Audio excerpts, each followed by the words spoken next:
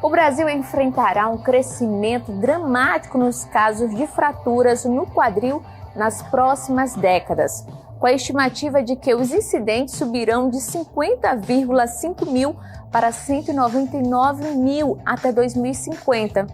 Isso conforme a análise do Ministério da Saúde de 2023, esse aumento alarmante, que foi observado também em outros 18 países, pode ser atribuído ao envelhecimento acelerado da população e também à falta de tratamento adequado para a osteoporose, especialmente após lesões, e ressalta a urgência de medidas preventivas e tratamento adequado. Para falar sobre esse assunto, eu converso agora com ele, com o doutor Tiago Menescal, ele que já está aqui no estúdio. Olá, doutor, seja muito bem-vindo. Obrigado. Pode pelo sentar convite. aqui. Nós que agradecemos, doutor. Quais são essas lesões mais comuns no quadril?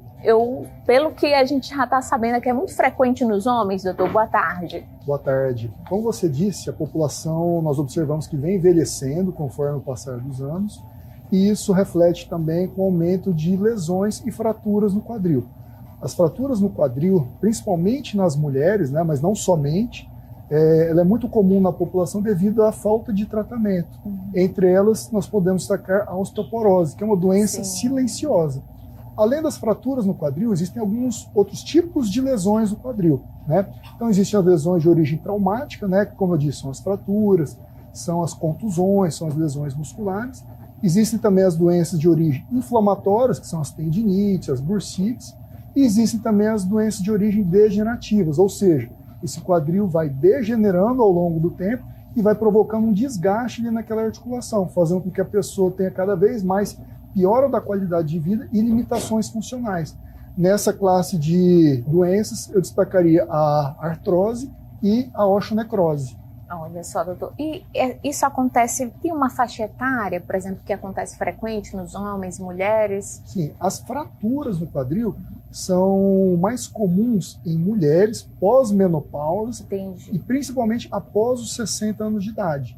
E é um assunto também de saúde pública, por quê? Porque nós sabemos que a partir do momento que a mulher ter essa fratura, a incidência de mortalidade é muito grande. Cerca de 35% das mulheres que sofrem a fratura de fêmur proximal, que é o quadril, vão vir a óbito em até 1 ano.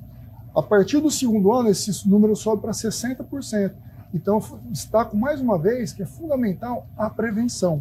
Então, as fraturas, né, são mais comuns em mulheres. Em jovens, é mais comum as fraturas por acidentes de alta energia, como quedas de moto, acidentes com carros.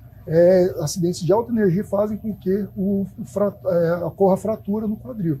E as lesões inflamatórias são mais comuns devido a pacientes que têm um estilo de vida inadequado, seja por sedentarismo ou excesso de treinamento.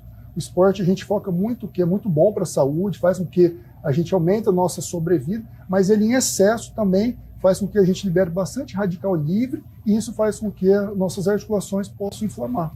E as doenças de origem degenerativas, né, que são as artroses, as osteonecrose, muito também é estilo de vida e a carga genética, né? Então é muito comum pessoas que apresentam artrose terem na família pais, mães, também com essa doença. Doutor, esses cuidados são redobrados com os homens, mulheres?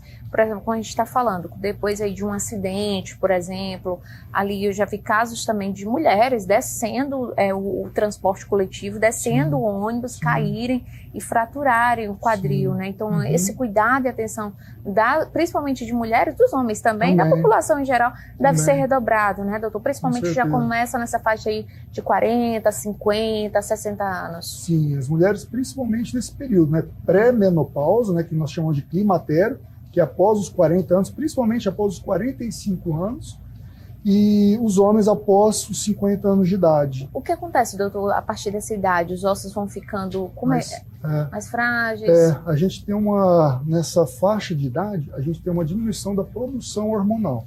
Então as mulheres, quando começam a entrar em climatério e menopausa propriamente, tem uma queda brusca dos hormônios, que fazem com que a regulação ali de minerais no osso, né, que é o cálcio, vitamina D, magnésio, fique desregulada. E isso faz com que o nosso osso está em constante remodelação. A gente acha que o osso é um tecido estático, e não é. Ele está em constante transformação. Então, o tempo todo nós estamos ganhando osso e perdendo osso. E isso fica equilibrado durante a vida adulta, digamos. Com o processo de menopausa ou climatério, a gente começa a ter essa desproporção. Então, a gente perde mais osso, as mulheres, do que remodela. Então, esse desbalanço, essa desproporção faz com que ela entre primeiro em osteopenia, que é um estágio antes da osteoporose, e depois na osteoporose. Com isso, faz com que esse osso tenha menos calcificação. A matriz deles é menos mineral do que um osso normal. E isso faz com que qualquer trauma de pequena energia, né, como uma queda da própria altura, uma queda do banheiro, uma queda da cama, desencadeie uma fratura tão grave e com um índice de mortalidade tão grande. Às vezes a pessoa até caminhando ali, eu tiro isso, porque quando meu pai, avô, mãe, tudo, que era um pai, avô, ele era mãe, ele era tudo. Uhum. Eu andando com ele, e assim, a gente estava andando normal e ele caiu. Ele já tinha seus 60 e poucos anos, então os ossos realmente vão ficando mais frágeis, né? A gente precisa ter atenção ali redobrada. Às vezes eu sentia que ele queria andar acompanhado, né, segurando ali o braço dele, até para garantir aquela segurança, doutor. Uhum.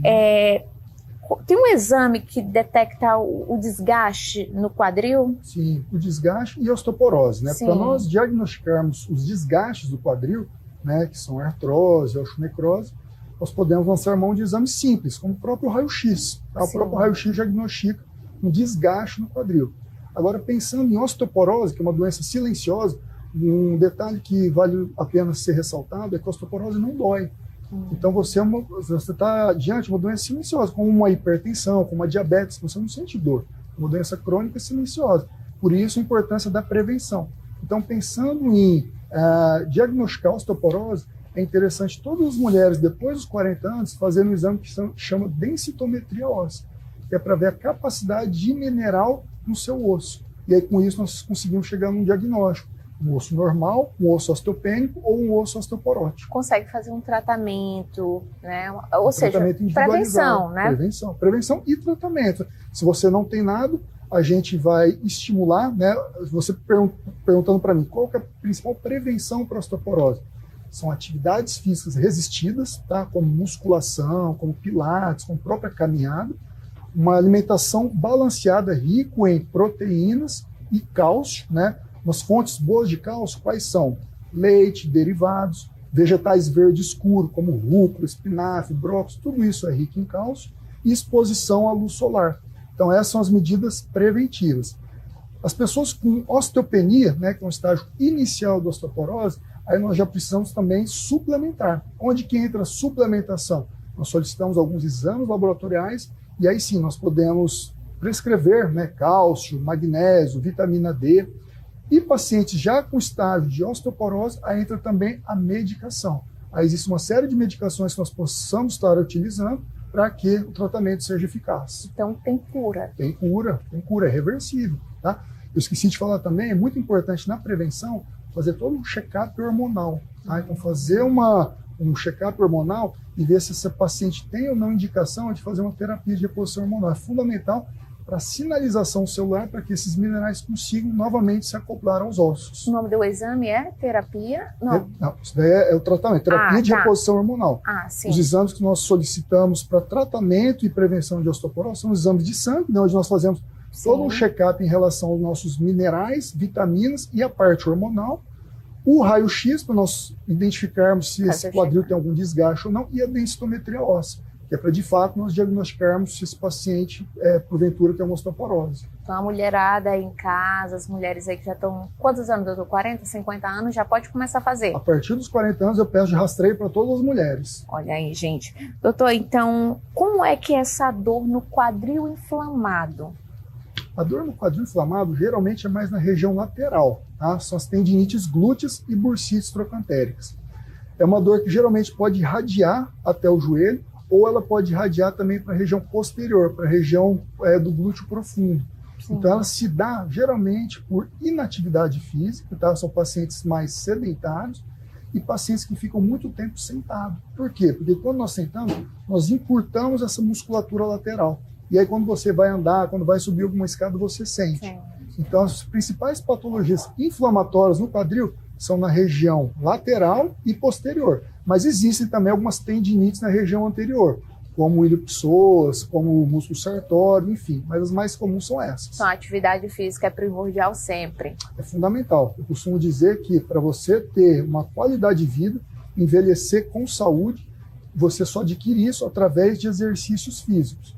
E os exercícios físicos são complementares. Às vezes você pode me perguntar, qual é o melhor exercício físico para prevenir uma doença? Depende da doença. Então, por exemplo, a osteoporose é fundamental o exercício resistido, musculação.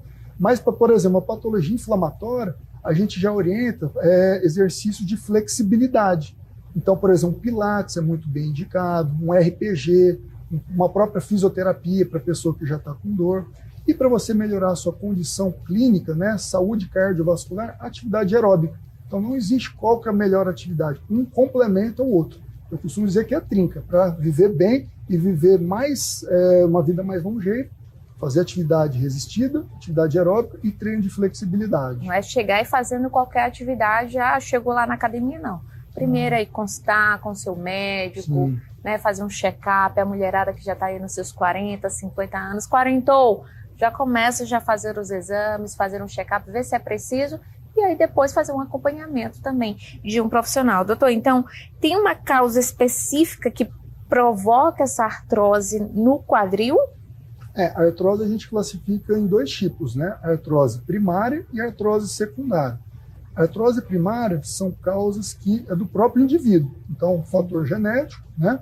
E causa idiopática, que simplesmente aparece.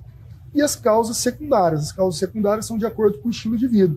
Pacientes fumantes, pacientes que usam muito tempo de medicações de corticoide, pacientes que usam muito imunossupressores, pacientes sedentários ou que treinam demais, pacientes obesos. Então essas são as causas secundárias da artrose. Tem uma outra pergunta aqui, doutor, colocada aqui, que é qual a importância da cabeça femoral, é isso? Isso. Para o quadril? Perfeito. A cabeça femoral é a parte do fêmur que articula com a bacia que nós denominamos quadril. Então, o que é quadril? Quando você pensa em quadril, o que é quadril?